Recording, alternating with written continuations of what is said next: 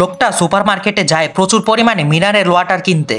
এ সময় সে পাশের দাঁড়ানো এক লোকের পানির বোতল থেকে পানি খেয়ে বলে, এটা তো সাধারণ 200 টাকার পানি। তারপর সে আবার তার পেছনের মিনারেল ওয়াটার খুঁজতে লাগলো। শেষমেশ সে সত্যিকারের ঝর্ণার পানির স্বাদ পেল। সে আর কোনো দ্বিধা না করে কয়েক ডজন পানির বোতল নিয়ে সোজা ক্যাশ কাউন্টারে গেল। কিন্তু ক্যাশিয়ার তখন তাকে বলে, এত পানি দিয়ে কি করবেন? ছেলেটি রেগে সুপারমার্কেটের গাড়িতে মেরে গাড়ি চূর্ণ বিচূর্ণ করে ফেললো। ক্যাশিয়ার ভয়ে সাথে সাথেই চুপ হয়ে ভদ্রতার সাথে বিল মিটিয়ে দিল। কিন্তু পার্কিং এর ট্রাফিক পুলিশ তাকে আটকায় আর জিজ্ঞেস করে, এত মিনারেল ওয়াটার কেন কিনেছেন?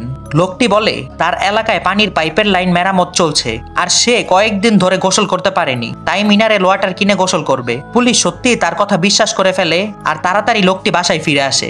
তারপর সব মিনারেল ওয়াটার বাথটাবে ঢেলে দিল। আসলে তার সঙ্গী মারাত্মকভাবে আহত হয়েছিল আর তার ক্ষত সরাতে বিশুদ্ধ মিনারেল ওয়াটার দরকার ছিল। ছেলেটি জাদু মন্ত্র করে আর কিছুক্ষণের মধ্যেই অলৌকিক ঘটনা ঘটল। মেয়েটি জেগে উঠে দেখে তার ক্ষত পুরোপুরি সেরে গেছে।